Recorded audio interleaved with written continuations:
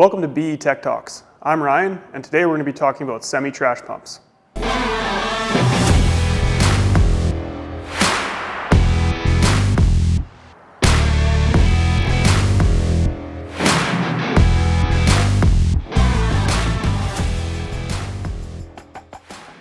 Our semi-trash pumps are all rated the same way, which is GPM, PSI, suction lift, and total lift. So what does that mean? Well, GPM stands for gallons per minute, which is the rate at which fluid flows in a 1 minute time span.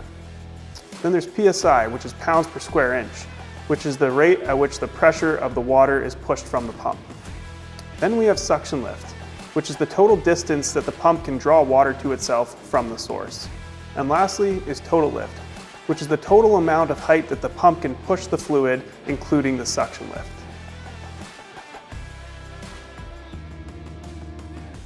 Semi-trash pumps are designed to pump large volumes of water that may contain rock or debris and can be easily identified by the black T-bolt handles that hold on the front pump body.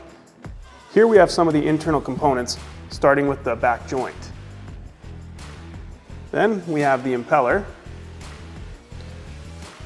the whirl case or volute, and lastly the pump body.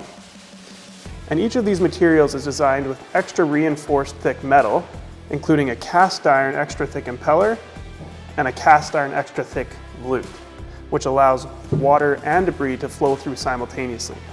This also applies to the 3-inch semi-trash pump. Thanks for watching. I'm Ryan. Be sure to like, share, and subscribe. We'll see you next time.